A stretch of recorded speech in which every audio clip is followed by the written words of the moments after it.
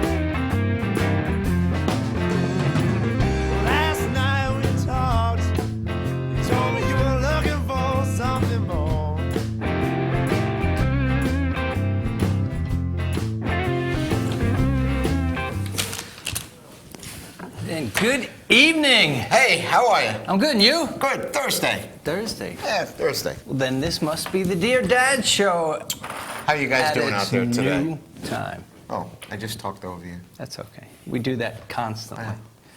So we have new chairs. No, we don't. have a new table.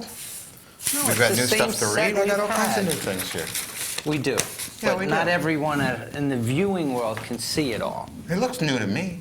The background looks new from. It is. It's kind of neat. It almost looks like we're, inside and the sun is peeking through the cobblestone brick. Kind of like we're in prison.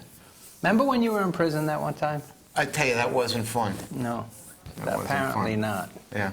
Good thing they put me in the kitchen. I just heard a story about that today. The New York City cop that was arrested and convicted of conspiring to murder and kill people, to cook them and eat them. He was... Are you serious? Yeah. Well, it was about a year ago. He was convicted. One of the people he was going to do it was his wife. And there were a couple other guys involved. And obviously it was one of those stories that before anything actually happened, the cops stepped in and said, "We got you." But guess where he works now? In prison. In the kitchen. In the kitchen, yep. You can't make that up. Well, listen, if you could make humans taste good, then you shouldn't have any trouble with what they give you in jail to cook. That's probably true. They know. But You where'd you see this, on television? It was on the news, yeah. On the news? On the internet? No. Because if it was on the internet, it would have to be true. It would have to be true. Everything Yeah. on the internet is true. I'm going to have to get one of those televisions. All right. I think you can get the black and white ones pretty cheap. Yeah. With the rabbit ears? Yeah. Yeah. I'm going to get See, one. now, speaking of cooking. Cooking. Now, for those of you who watch the show, you realize that we come on the air having no idea what we're going to talk about. We just talk about whatever comes to mind. We have a little idea. Well, we know each other. Yes. All right, so there's always something to talk about Always something to between talk about. you and I, and then everyone out in Radio Land can listen in. So that's kind of how the show goes sometimes. Right. Now, one of the things we like to talk about is things guys our age go through and experiences that our families might go through and friends. This show's about life and, Yes. and family and, That's right. and everything like that, And in the next week or so, we're both going to be going through some different things. Like my son is graduating from his master's program. He's going to be graduating and getting a job and starting the whole workforce. And he's the traditional age. He's 23 or 22, and he's going to be getting into the workforce for his first time. But you, on the other hand, I don't think you've really talked much about it recently. That I'm going to be getting into the workforce for the first time? No, it's just the opposite. You're finishing your first year. That is really loud. Can you when hear you do that, that, Matt? it sounds like you're ripping the skin off of something. Blame Chuck and Bonnie for leaving a piece of Velcro on the table for me, because I'm a fidgety guy. But anyway. You're finishing your first year of college. Back to college. Yes, I decided to go back to school after going to probably 3/4 of a program to get a bachelor's degree and not finishing. Back when you were in your 20s? I started in, traditionally, 17, 18, right out of high school. And I went to college for a couple of years and didn't get the grades that I should have gotten, and said, this isn't for me. And then went to work, and then subsequently got married at a pretty young age, maybe 22, I guess it's pretty young nowadays, of course. And then went back to school in the evenings, and then my children came along, and then I stopped for maybe about 6 or 7 years, then went right back, and then my wife got pregnant for Christopher, who's my youngest guy, and I did it for another maybe two years after that, going at night, and then the kids were all, like 7 and 8, and I was doing soccer. And life got in the way. And life got in the way, and I said, you know what, my career was going fine, and everything was going good, and it didn't really make a difference. Now I'm 53, and I've been doing the same type of job, my career, for the last 30 years, so I don't actually need to have a sheepskin to go on and do any more than what I'm doing today, and I'm a pretty decent earner. But I went back because I want to get the degree for myself, not for anyone and I else. think that's exactly the point I was hoping to get to, and you went right there. Because my father, he had to drop out of high school when he was 16 because he was the oldest of 4 boys. That was around the time of World War II. Yeah, sometimes you just have to go to work, you need to help support the family. So that's what he did. And then years later, after all of his kids had finished college, he went back at night to get his GED. Right. He was retired already from his job. He didn't need it for employment, to get a better job. He needed it for himself. For himself, because he wanted it. And I think you just said, it's not going to get you any significant more money in your job. It's not going to open any more doors for you, really. No. So why go back now? I want to complete it. I want it for myself. Something you started, you want to finish. Yeah, I think that's important for me. It's not important for you. It's important for everyone listening. If we could get younger people to actually understand the fact that it might not seem like a big deal now to not finish or just to go to college and say, I got a job, I don't need to. It might not seem like a big deal now, but it will be, because even when you don't need it, you want to have it just for the satisfaction of saying, I could do what I wanted to do. It makes you feel good. I mean, I've got my degrees and I'm in education and I teach, and there's something about that sheepskin, so to speak, not for anybody else, but what it says to you. It just says, you know what? Now I can feel that I did what I wanted to do, what I set my goal to do. And this is just it's just a piece of paper, but it means so much more than that. It's a validation. And I could take my time, and I'd like to finish it, and I don't see why I won't.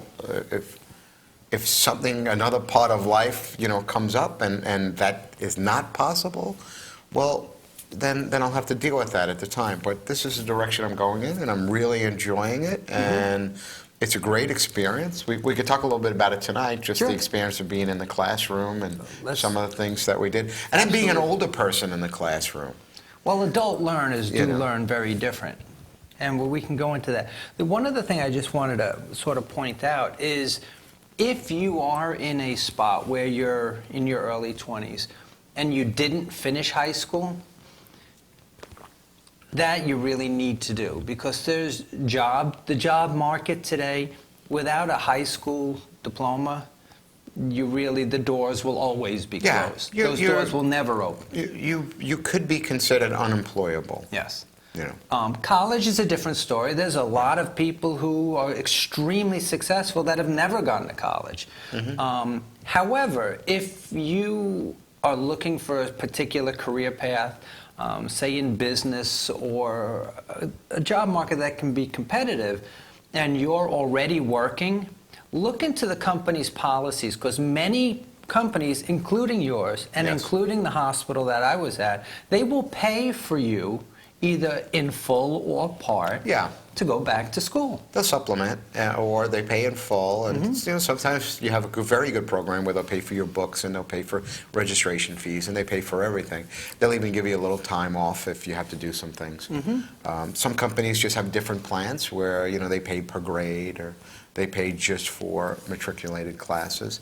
But there is usually something. Other companies don't pay anything, So if you really want to go back, then choose a school that works for your budget. Community colleges, state colleges. I go to a state college. Normally a lot less expensive than private schools. I think everyone probably understands that. And then I'm not taking a full load class because I work all day, and then I have a home life and kids to worry about, and Mrs. D to worry about. So I take one class, so it's not a financial burden, even if I lay the money out, or even if I don't do well in the class, and I'd have to pay it fully for myself. So it's great. And I took it off of my taxes. That's right. Okay, so now let's go a little bit more into the experience, because I'm now a 40-year-old guy who I hear you and say, you know what? I can't go back to school. I'd feel too weird. I'd be with all these young people, and I wouldn't fit in. And what is it like going back to school? First, I'll give you a little piece of advice. Go ahead. 20, 30, 40, 50, 60, whatever it is. And this same piece of advice had come from a cousin of mine over a year ago. We were speaking. Anyway, so I said I was going, I was doing this, and she was so happy that I was doing it. She said that someone had spoken to her years ago, and they said, well, what are you afraid about going back? And she said, well, I'll be 48, when I graduate at this rate. And I guess she was probably about 35 at the time. And they said, yeah, and you'll be 48 anyway, but you'll be 48 without a degree. So that's the reality of it. The reality is that the years are going to go by, you're going to age, you're going to become 28, 38, 48, 58, and you're either going to have that degree or you're not going to have that degree. So don't let the fact that, what happens if you're 70 and you say to yourself, I think I'm going to spend all the money I have because I'm already 70, and then you live to 120. And it's all gone. You might have to go to work in you don't Delhi. know. So I'll be 58 when I get my degree. So what? I'll be 68. I'll be 78. I'll be 88. So what the heck? So it didn't really matter. So you asked me about the experience. Right, and beyond just the degree part of it. Okay, so that's the goal. That's what you end up with. But quite honestly, I know I love to learn new things. Just the process. I mean, the course you were taking now is English composition. It was an English course, right? It's English 2, which, So you're reading classic novels and ancient literature and stuff that has nothing to do with your job. And I'm writing papers. And But I'm sending those papers off. I hope Professor Robinson isn't watching this. I send those papers off to my daughter after they're written. Okay, A to be edited. proofreader. Of course, everyone has it. You should have a proofreader. That's something that 30 years ago I never did. Because you didn't know any better. Or I was too hung up or too shy about asking someone to proofread your stuff because you think, I don't write well, or I don't do this well, or I don't spell well, or whatever it is. And you've got these hang-ups, and And you know what? There's resources all around you, so use your resources. That's not cheating. That's not cheating. My daughter also happened to have a minor in English. Although I she's got will her say one master's thing in psychology, that in is sociology. different. Yes, she does. And having a proofreader, that's totally acceptable, and you should. Right. Have someone look it over and say, you know what, maybe And she's you good. She wanna- doesn't change anything. She doesn't say, No, but she might say I to you, rewrote you know what? this paragraph because it didn't make any sense. She can't do that. She Right. shouldn't do that. No, she what doesn't. she should say is say to you, you know what, why don't you reword this a little? Right. Should you put comments in like, That's the way she should do it, yeah. who is Tom? Okay. Explain. Why do you think that happened? Okay, give a reason. Right. Or whatever. So she'll take what's written there, and she's reading, and whether she knew the text or doesn't know the text, Right. she can judge it a little bit differently. She has a little bit more input when she has something that she's familiar with. But when it's something that she doesn't know, okay, she's like, I don't know the story, so I'm not sure what you meant by this. Right. So you have to explain it, because And that's you have the to way write she it should. like the person doesn't know the story. Right. Okay. But if she was is- actually going in and changing it, then it's no longer your work. So Right. the right way to do it is for the proofreader to say, you might want to change this a little bit. Yeah. Or I don't understand this, Right. exactly what you're saying. The one thing that's a little different now, and I don't know if you've experienced this, but being someone who actually grades papers and stuff, the internet. Now, when we went to school originally, there was no internet. Right. It can be an extremely dangerous thing for a student because it is so tempting and so To plagiarize. easy to cut and paste and plagiarize. And I can tell you over the past couple of years, I've had to, because the university I teach at has a zero tolerance plagiarism. First offense, you're out. Do they pay for the program? There's a program out there. There are several that you can programs. Scan the stuff. There are several programs. And then it says, yeah, we found it in a paper written 1962 by John Smith, who went to Harvard. It's like, what? Yeah, there's How did they but you know find what? that? There's a way to, as long as you give credit where it's due and you say where you're getting You it cite from. it, you can have it. cite it, or you quote it, or you do it properly. There's nothing wrong with that. Right. Especially when you're doing scientific papers, almost all of it is from somewhere. You're not Right. doing bench research, No. so most of it is coming from somewhere. You just have to say where it's coming I from. lost 10 points on a homework for citation. You have to be very careful of that. I cited the text, but I didn't cite in the paper what was associated with the citing, at the end of the paper. Okay. Okay, so I didn't put 7, 3, 10, 8, 5. I missed it on a few things. So she was like, "You didn't cite the paper," and I wanted to say, "I was on a Boy Scout trip. I didn't have time to cite the paper." So You want to know what I've actually had? I've had someone turn in a paper, and they submit it online. They submit it in an email or through the program we use, Blackboard, and they submit it. And I'm reading the paper, and all of a sudden, the font changed slightly. okay, I clicked on the font, and it took me right to the paper that they had lifted Oh. it from. It was an embedded link an embedded link, to the document. and they didn't realize it. No. Damn, that's pretty sneaky. So you teachers, you've got some weapons that you didn't have in 1983. We absolutely do. Yeah. But I mean, it also, if you use the internet properly and use all these places, I mean, what we would have to go to a library and spend literally hours and hours and hours pouring through journals. You can get that done now in a few minutes. Right. So you can get the information easier.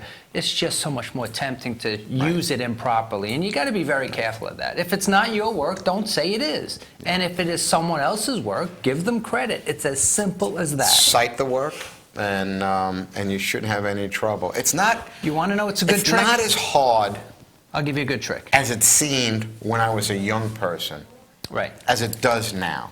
And we'll talk about that in a little while. As an adult learner. As an After we adult, come yeah. back from the break, Yeah, we'll talk yeah. about that. But here's a trick, and after this trick, Matt, you can take us to our first commercial break.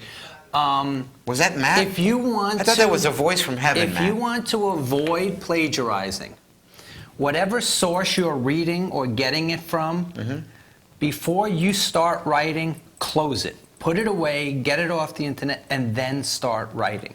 Because if you start writing, what you're writing is what you remember in your head, and it will almost never be word for word. I see what you're saying. So don't have it up on the screen while you're writing, or you're going to start copying it. I have 2 screens. Close it out. Close them both out. And with No, that, we're out. I Why have don't you one take us here. to a I'm typing commercial? one on here, and then I And we read come what I back, want. we'll talk about adult learners. Okay.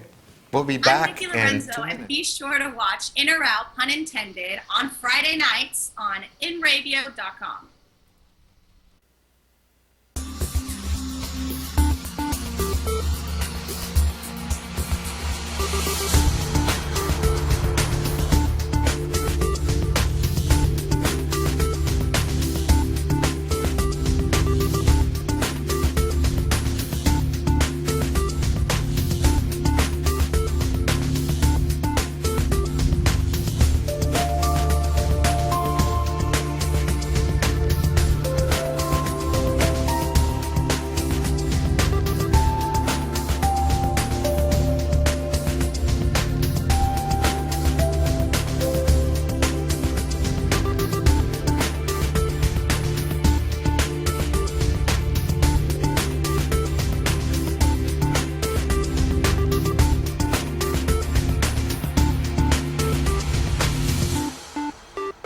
For over 60 years, Hansen Carpet has put the customer first, providing only the finest quality products and service. And Hansen Carpet is so much more than just carpet. We also carry a wide selection of window blinds and shades, and our licensed and insured technicians can service any of your flooring or window covering needs. Browse our huge selection of laminate, carpet, linoleum, vinyl, and tile. Stop by our showroom today or visit HansenCarpet.com. No matter what your project, Hansen Carpet has got you covered.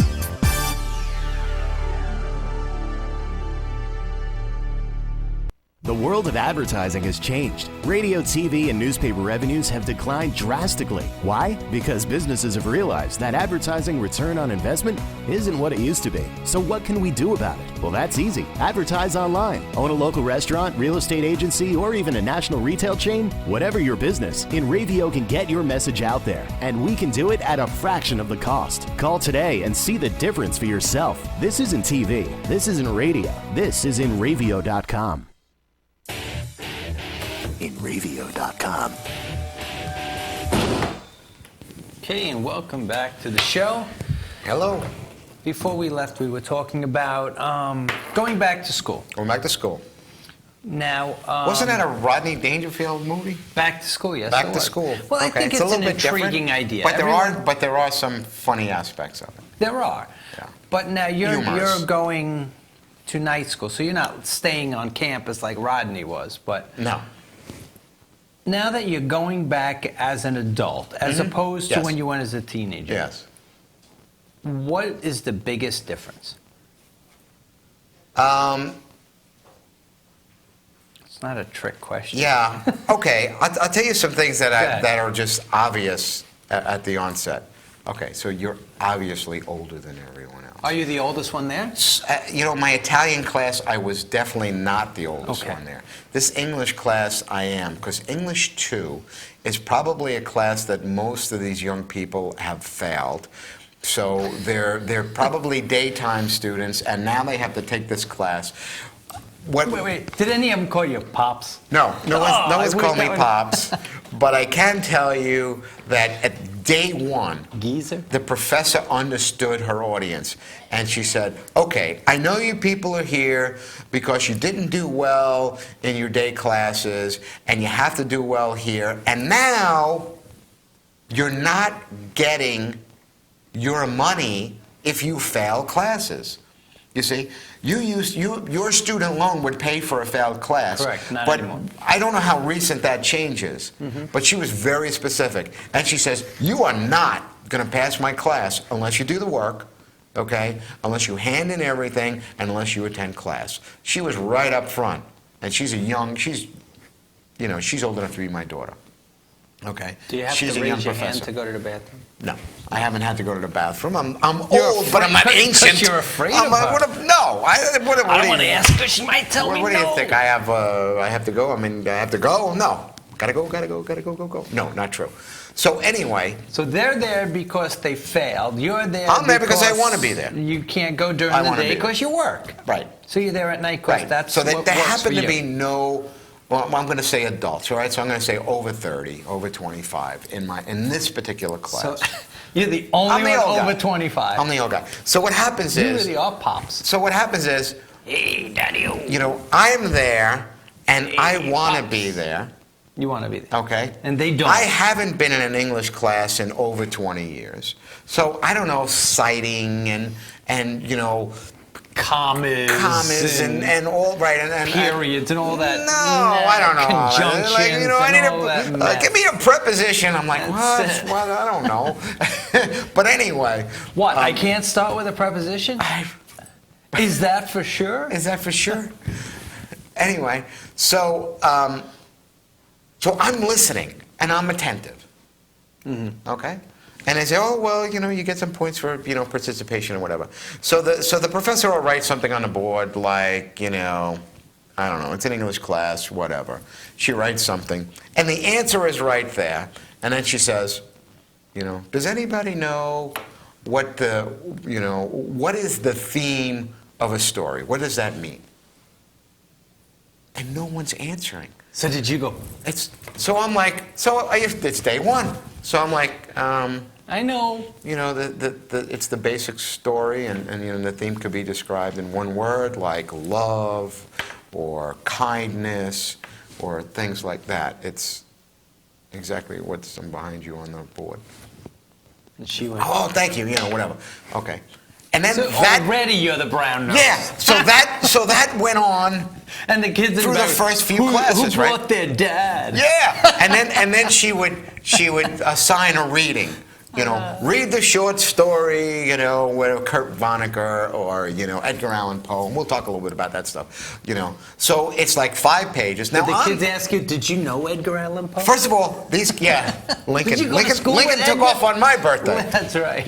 So you get the assigned reading, and it's like, I don't know, 3 or 4 short stories. Okay. Okay. So now, Very doable. I get up at 6 o'clock in the morning. Mm-hmm. I got to go to work. I put in 8 to 10 hours at work. I come home. We go to Scouts. I got this. I got that. I got the show. I got this. I got that. Okay. Are you complaining? No, I'm just saying. I got to cut my lawn. I got to fix my house. I got to get gas. There's a problem with this. There's a problem with that. I'm always doing something. Mm-hmm. Okay. I also happen to have a job that makes me travel. Okay. So I haven't traveled much in 2014, but I travel. So I got to be here. I got to be in Connecticut. I got to be wherever, and I travel. So when do I read the book? Bathroom break? I was going to say, when you're on the toilet? Don't watch TV. In an airport. Lunchtime in my car. But I find some place to give it that 40, 50 minutes a day, or whatever it is I need to get done, so I'm prepared. Right. When do I write? Sometimes I write 10, 12 o'clock at night. Sure. Sometimes I write 6 o'clock in the morning when I get up and it's quiet and somebody else is using the shower. And I say, I got a half an hour. Let me write, I'll write a draft. And then when I get to work, I type it up. Oh, that was the other thing. We'll talk about that in a minute. So I do it. So you come into class and she asks a question. What was, what happened in the Telltale Heart of Edgar Allan Poe? What was the elder man's affliction? Okay. And you're sitting there. And not a And hand goes not up. a person answers. Not Yeah, one person answers. And there's 25 people in that class. They either didn't read it, read it, don't feel like answering, okay, or never even bought the book. Or just don't care. I don't know. Or just don't care. Yeah. Which is probably more So like now you're waiting, and she's like looking around, and I'm like, I put my hand up like just a teeny bit off the desk because I don't want to be like, ooh, ooh, ooh, Like I got it. Ooh, Yeah, Mr. you know, Carter, like, yeah, Mr. ooh, Carter. Mr. Carter. Ooh. I'm like, I don't. So I'm like, he had one bad eye and it annoyed the guy, and the guy was scared of the eye. Exactly right. And I'm like, okay.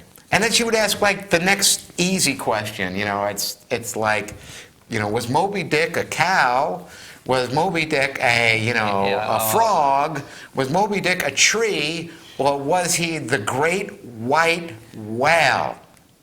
No answer. It's like, you gotta be freaking kidding me. Did you I'm not gonna answer this again. You know, and then she'd get frustrated enough and she'd look over at me and I'd be like, he was the white whale. And she'd go, can you say that louder?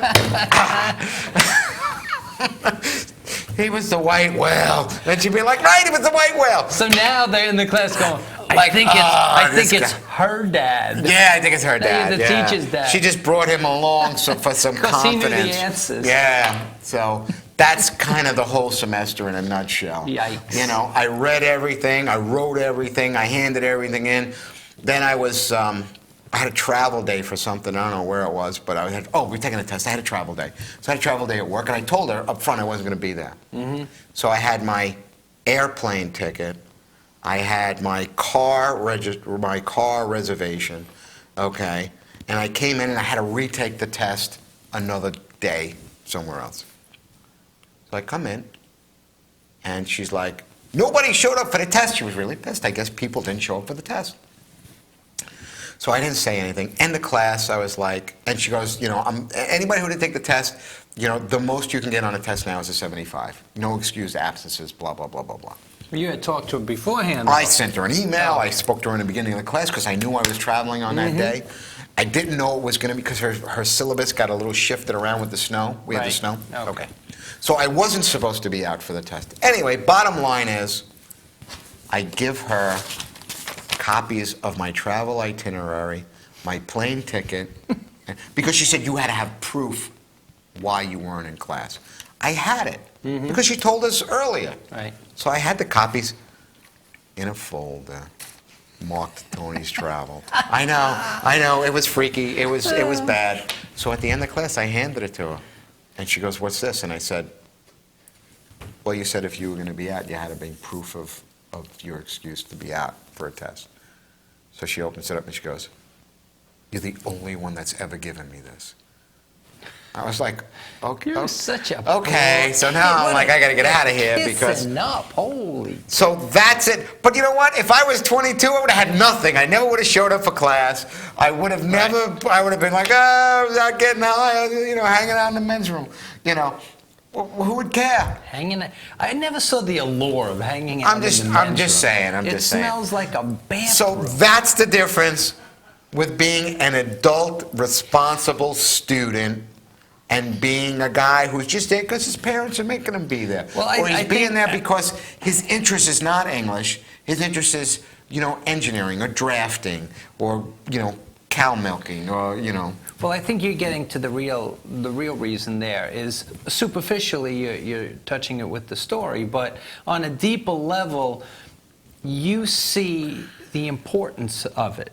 You see the importance of going to the class. And yes, is that story of the telltale heart going to make or break the rest of your life? No, but you know why you're doing it. And you realize that you're paying for this, that you went back because you decided to. So the motivation is different.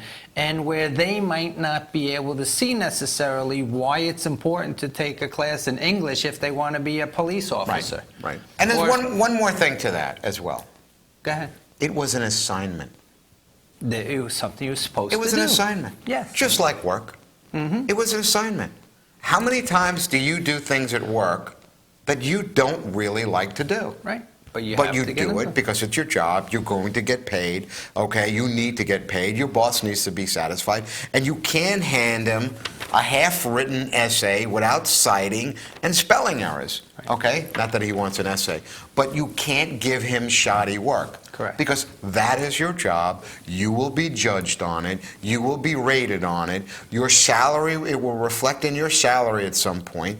It will reflect in your opportunity for promotion. Okay? So you're not going to hand in garbage. Correct. You're not going to skip the assignment. Correct. You are not going to be a no-show. Correct. And here's Okay. something else. So All you learn that students- by the time you get to 53. Yes. And Okay. all Otherwise, you're not students- working anymore. Or you're picking out soft melons at the market and bringing them out to the dumpster. That's your job. Yes. Okay. Not that there's Not anything that wrong there's with that, anything wrong with being selective with melon. Here's, and you mentioned, here's something important every student should understand: the importance of the syllabus. That paper that you're given, and when the class first starts, it delineates everything that you need to do for that class. Okay? He's being silly. So if the assignments are there, you need to do that. And if you don't do it, you're going to lose points. I have an issue going on with a student now that gets to the last week of class, and it's like, I'm asking for the work, and it's like, oh, I didn't know we had to do that. Yeah. Well, it's in the syllabus, and I sent you an email last week saying, where is it? Right. And they're like, oh, I thought that was just like extra. Because we're at the end of the semester now, and I didn't do it, so I must not have to do it. Just give me a bad grade for that. And this was something, it happens to be... Do you drop a grade? No. The answer is I don't drop a grade. No. Oh. Okay, because you figured that was the one thing that I wasn't going to do, because I figured you would drop the grade. But Well, no, that's this not is different. true. This is like a clinical assignment, and now this student is not graduating tomorrow because they didn't finish. So what There they you go. have to do now is they have to pay for another 1-credit course so they can go complete a minimal number of hours, less than 10 hours. There you go. With the clinical preceptor, because they didn't do it. So now they have to pay for it, because if you're not paying for the credit, you're not covered under the university's insurance. And if you're not covered under our malpractice insurance, a preceptor isn't going to allow you in their office. Right. So if they would have So you have to stay enrolled, you have to pay for the class, Yep. which is expensive, okay, just because... So you these didn't- 10 hours are going to cost you about $700, yes. And it was in, read your syllabus, go by it. These aren't suggestions. Right, right. It's what's expected. Right, and it's not something sneaky. He said, oh, No. well, yeah, no, it wasn't in the syllabus, but I mentioned it on the first day of class, just as everyone was going out the door. I said, well, don't forget, give me that extra paper. Right. And no one in the class gave it to me. Well, that's what, but that isn't the case. The case is it was written down. That's right. And you have it. So you can, so being an older student, you know how to manage your time. I look at what I have to do, and I'm like, you know what? I'm not going to be available next week. Right. So I go back and I say, I need to do everything for next week this week, because I won't be around. I'm traveling, I'm Boy Scouting, I'm doing whatever, okay? Here's something, though, too. And so you have to do it. Now, do I think that young people don't know that? No, because there are many, many, many, many very good students But here's who the know thing how with to that. manage their time. I can see the difference between when my kids were freshmen and by the time they're seniors and graduating. If with my son now who's graduating, the one thing I see hugely different from his first year to now is his time management. Like, we went away on a trip this past weekend. 2 weeks before, he was saying, well, I have to finish this paper because it's due when I get back, and projecting the future and looking Right. at that. So I think that changes a lot, even in those 4 years. Right. Not just as an older student. They learn that, you know what, I do got to get it done, so let me plan it out a little better. And that's an important task to learn, too. As an older person, you learn these things. As a younger person, you have to learn it when you're young. Okay? Yeah. All right. So now if you have a young person, 19, 18 years old, that's, entering college, and they never had to do anything, they never had to think about anything for themselves. They just happened to be good in school, or if you just paid enough attention, or you smiled a lot, or whatever it was, you got good enough grades in high school to move forward. When you go to college, you haven't built the skill set Right. to do well. I think So that's your a first huge or- disadvantage. So your first or second year of college, you kind of get by, not great grades, but you kind of get by because they're still spoon feeding you. Okay. Well, After I think that, those kids you're who done. did really good in high school and it came natural to them, they didn't really have to study, are at a huge disadvantage their first few years of college because they don't know how to study. Right. Where in high school, okay, I didn't read much, but I'm still getting hundreds. That doesn't happen in college. If you don't read and you don't Right. study, you're not getting Right. 100. And these kids who did really well in high school with little effort now have a big learning curve when they get to college, is learning how to study. So I didn't do that. I struggled when I first came out of high school and went to college, and I didn't enjoy the experience. And then as I got older, of course, I learned things. And when I went back the second time and then went back the third time, I did much better because I understood it more. I was dedicated. I was set up properly for it. And life experience does help. And too. life experience. I mean, now you look at your work and how you do things. I manage people. I've been managing people for a number of years, and it's all about planning, right? You have a guy who's working on a job. You have a first-line manager that's worried about what's happening in the next few months or maybe the year.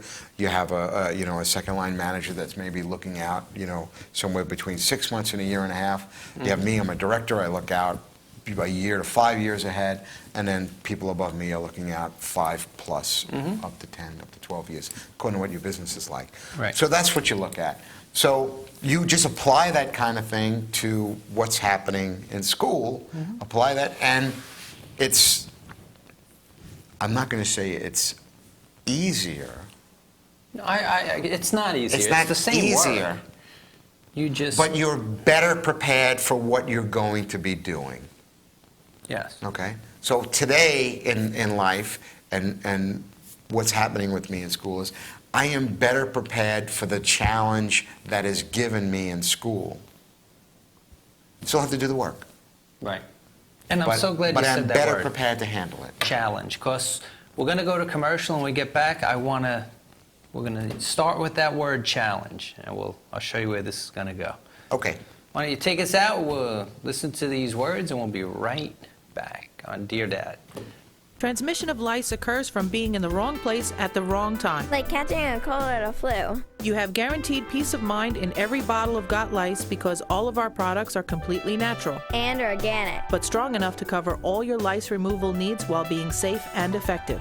Our professional technicians are specially trained with our exclusive proven technique to successfully comb out head lice. We come right to your home at your convenience. Whenever you want us. We bring everything needed to perform a successful and complete comb out while eliminating your head lice. And we leave you with our exclusive complimentary products to use for the next 10 days following our treatment. For free. Our technicians also check all family members who have been exposed to lice. Please visit us on our website today at gotlice.co or feel free to call 24 hours a day, 7 days a week at 646-257-0121. The world of advertising has changed. Radio, TV, and newspaper revenues have declined drastically. Why? Because businesses have realized that advertising return on investment isn't what it used to be. So what can we do about it? Well, that's easy. Advertise online. Own a local restaurant, real estate agency, or even a national retail chain? Whatever your business, InRavio can get your message out there. And we can do it at a fraction of the cost. Call today and see the difference for yourself. This isn't TV. This isn't radio. This is InRavio.com.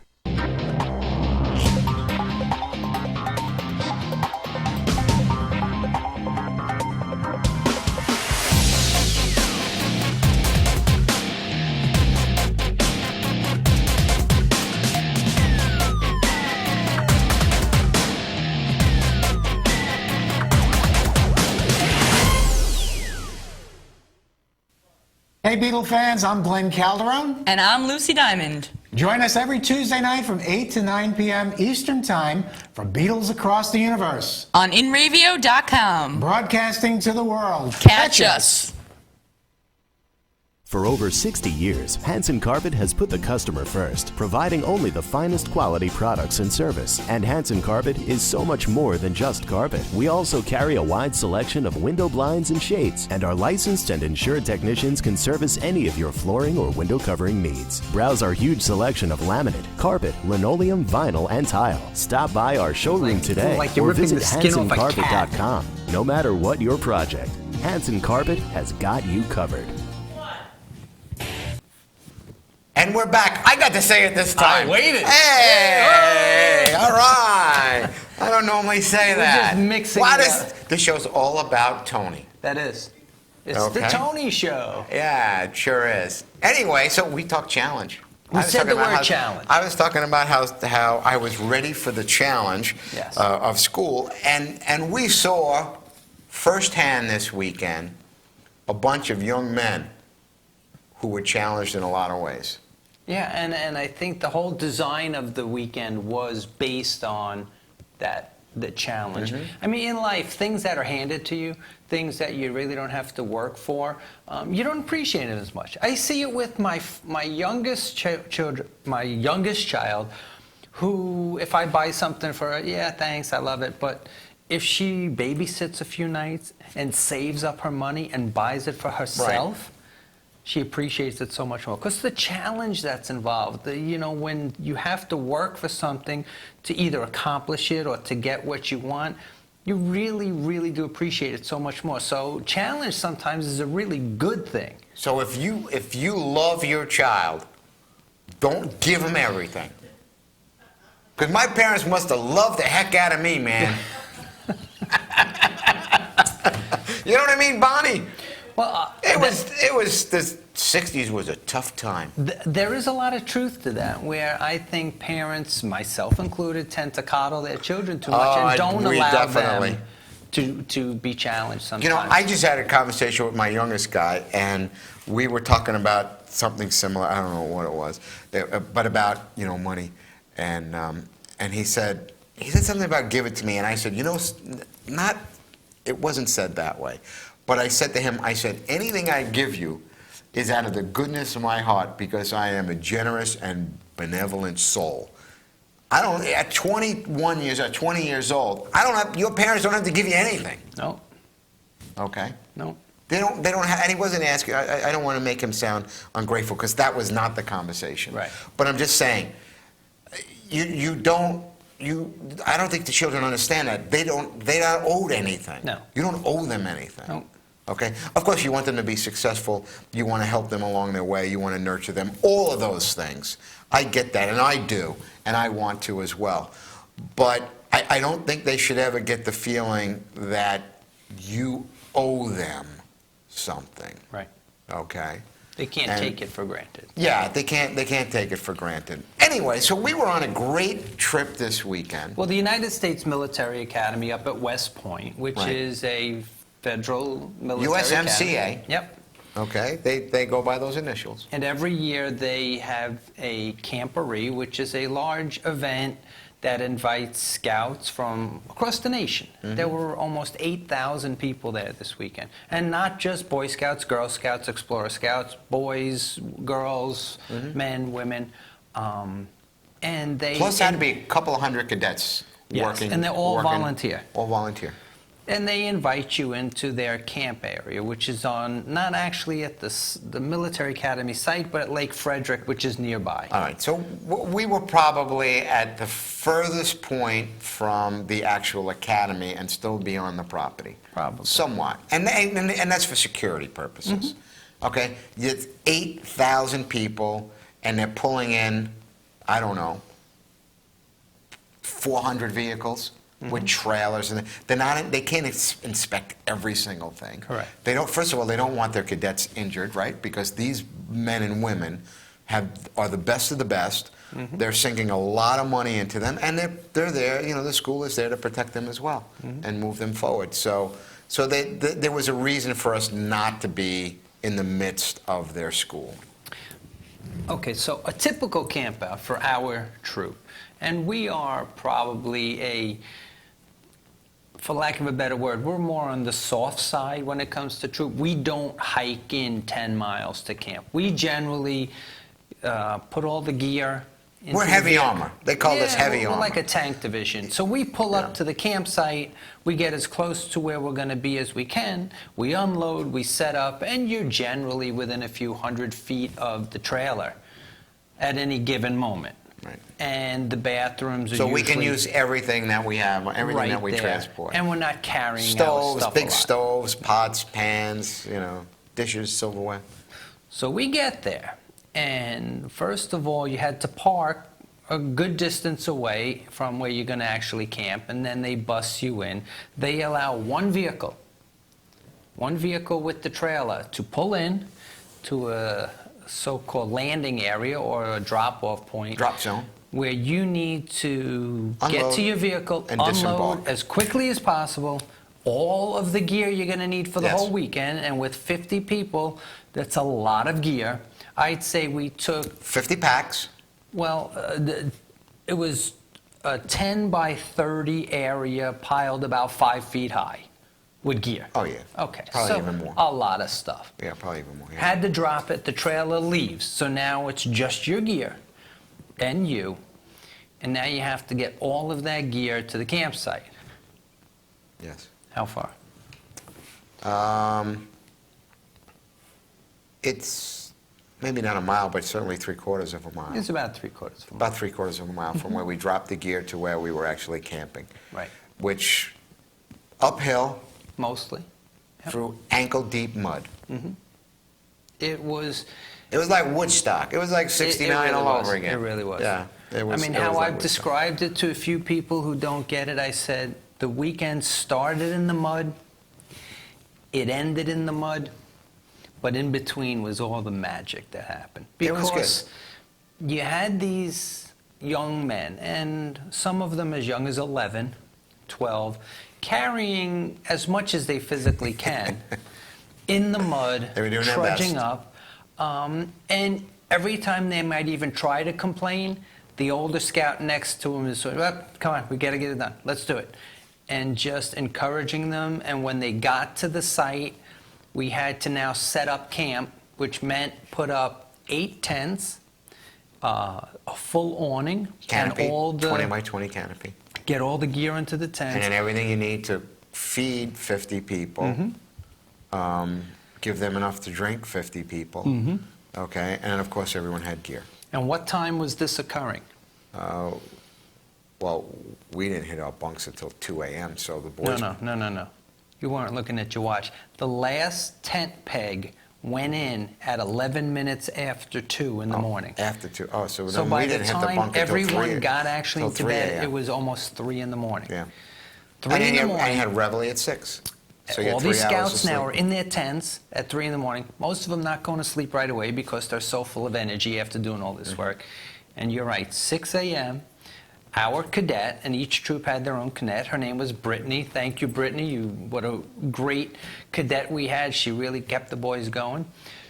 Banging on the tents, get up, get out. It's time to wake up. So after less than 3 hours sleep, she literally almost dragged these scouts out into the cold morning mud.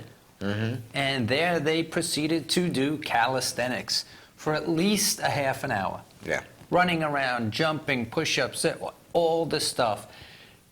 And I'm looking, and our scouts are getting full of mud and getting dirty, and it's cold. And you know what? They were having a ball. Yeah, we didn't hear too many... I didn't hear too many They complaints. loved it. They were smiling, and they were into it. These are young men. I can't get out of the tents before 8 o'clock. And at 6 o'clock, they're doing calisthenics. And from there, they came, they ate. Then they went to do the different activities, which the military academy, the activities they did, we could talk about that on a different show. Cause We we're tried almost out of not to time. wake the scoutmaster up in the morning. I was up by 6. He was up a little bit after us. I was up right next to You could have been up, but you weren't Well- out of your cot. I was awake. All right. Someone has to make sure this that my this is cot not a doesn't knock. The leader I was the last one in. Goes to bed after the men are in bed, and gets up a little bit after the men get up. But it doesn't. But I'm always the last one in. But he makes sure everyone's taken care of. That's right. So, but the Scouts just, in so many ways, I think they got a lot out of this because of the challenge. Normally, you know, they come home, what's for dinner? Oh, I don't feel like that. Did anyone complain about what we served them? No. And we went easy because They were starving. the conditions were rough. So we had pasta with some salad and some grilled chicken. So it wasn't extravagant, but those kids ate like it was the best meal they've had in months. Because you're right, they were hungry.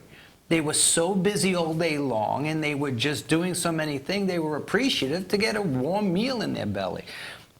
And I think you lose that sometimes when they're at home sitting on the couch playing a video game and you make something that isn't their favorite thing in the world. I've had that conversation with my youngest one all the time. Oh, I don't like that. Well, it's not that you don't like it. It's not your favorite, but you like it. You know, it's all she ever wants is her favorite thing for dinner 5 nights a week. We can't have Taco Bell every night. In case you guys don't know, Dan is a licensed hypnotist. I do hypnosis also, yes. So even if you don't like something, 2 minutes with him and you love it. And sleep. Okay. Now, but we had a great weekend, and I think when it was all said and done, no matter, because on the way out we had to do the same thing just in reverse. Yeah. Carry all the gear, and the mud was even deeper by this point because everyone's been trudging I tell you, on I it. had very little complaints. No one complained. Yeah. They just enjoyed it. What I did hear at a little bit after dinner was one of our leaders, his son, came over to you know, just, I guess they were just talking real quick, and the leader said, so, last night you had said you should have stayed home. What do you think now? And he said it was the greatest weekend of my life.